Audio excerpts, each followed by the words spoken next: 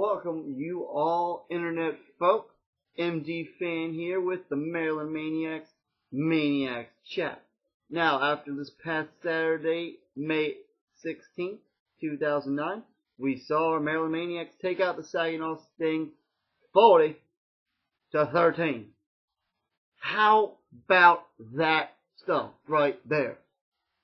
You gotta be kidding me. If anybody wasn't unable to see it, this is how it started. Saginaw fumble recovery, touchdown.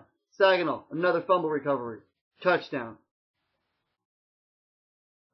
And that's all Saginaw did. From that point on, no more scoring for Saginaw because the Maryland Maniacs showed why they are one of the top defenses, if not the best. I'll explain that later. You had a great first quarter. Yeah, that's all. You didn't do crap from that point on. So let's discuss the game. Jeff Overton, thank you for just putting hope back in and getting your first kickoff return of the season. I'm glad to see that for you. 14. Followed by Daryl Overton on the 28-yard run. Dan Ness right before the half. Give him 3. Made me happy. Score at the half was 16-13. And then Jamar Atkinson, thank you. Brandon Jones, thank you. Back-to-back safeties, give us 4. Maniacs now 20. Saginaw 13. Follow that up with Daryl Overton, 27-yard run. And the Ennis kick is good. 27-13. Terry Mossing it up just like he should.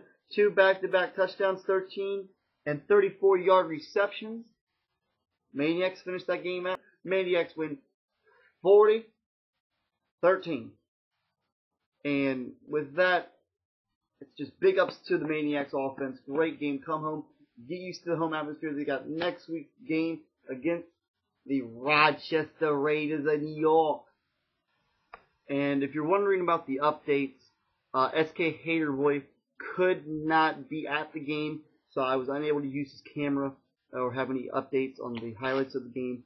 Hopefully next week, I'm sorry if I let you down on that, hopefully next week I can get the clips of the game in. This camera will be much faster and more updated, so that when I do this, it won't take 20 seconds after it happens to hear what I said.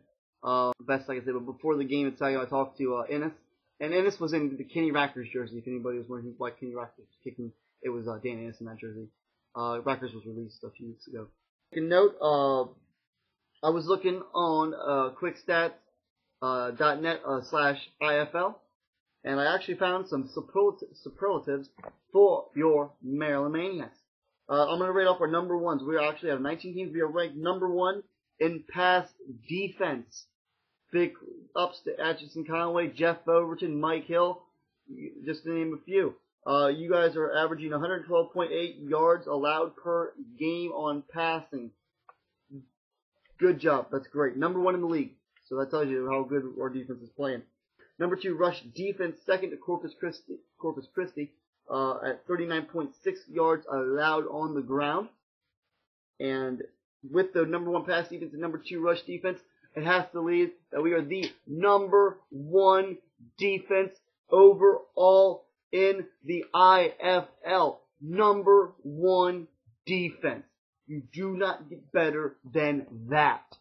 Come see your Maryland Maniacs and the number 1 defense in the biggest indoor football league running this year. Whoa. And let's go to our offense. We have number 2 rush offense, second to the Billings Outlaws with 87.2 yards a game. That would be all credited to our offensive line and Daryl Overton. I'm sorry for almost saying Jeff there. Daryl Overton Jr. I would like to thank you for that. Say Mike Hill, congratulations. You are currently ranked the number 1 pass defender in the IFL. Keep that going. Add it up to why you are the best. Jeff Overton, you are number 2 in pass defense. I forgot to say that. So Mike Hill, Jeff Overton, 1-2 pass defense. No disrespect to Jeff. Clearly we have a running great system here, and that is what's going very well for this Maryland Maniacs team. Now, I'd also like to say that Maniacs, they're 6-2, and here's the issue: we're 6 games left in the season, 3 at home, 3 on the road. Here's what's coming up interestingly and fast on the horizon.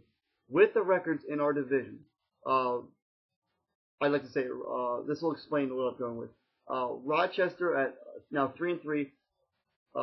River City lost to Rochester, so they fell from 7-1 to 7-2. Maryland 6-2.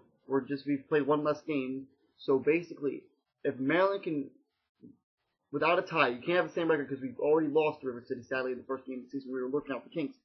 If we can have a clearly percentage-wise better record than River City at the end of the season, we will host after a first-round bye at the Showplace Arena. We will have the first ever Maryland Maniacs playoff game. Playoffs? Playoffs. I hate talking about it so soon, but we got playoffs on the mind. Rochester 3-3, Maryland 6-2. We've already beaten Rochester. We beat them again. We guaranteed to have the series, so we tie. We get the great tiebreaker over them, and River City has a tiebreaker over us, so we're kind of stuck at 2. But if we finish at 2, we get a first-round home playoff game. How about them apples? Other news, we had to release our offensive player of the week, Mike Fitzgerald. He got injured. He had leg cramps, and basically, when he was in Muskegon, because of sore losers, ratted him out and said he was an offensive coordinator. Once you coach, you can't play. And so the Maniacs, without back quarterback, went out and re-signed Joe Urso from the last year team that resided in the Showplace Arena. Again, will not say their name. Maryland Maniacs forums. If you haven't been joined on the forums, go to www.marylandmaniacs.com. Click on the forums and sign up. It's totally free. I'm MD Fan, and you can send me a private message or send me a post and say, hey, I saw the show. You hit me up at dfoconnell@copper.net and leave me an email or leave me a comment below the video. And really, there's not much else to say except for I'll hope to see more people at the attendance, not great, but improving. I am liking that. I would guess there might have been 1,000 people there. If we were lucky, I'd say maybe 1,000, maybe. Play Rochester Saturday, May 23rd, my birthday. If you want to say hey, happy birthday, feel free to stop by, say hi. Maryland Maniacs 6-2 will be taking over Rochester in a rematch of the May 2nd game where Maryland won. The correct score 42-32, not 41-32. The point that has not been given is a rogue, which is if a kickoff is not removed out of the end zone, then it is it's basically a touchback, but instead of being a touchback, we get a point and the ball goes to the 5-yard line. So that's the point that wasn't given, if anybody's wondering what that's all about. So, I'm MD Fan.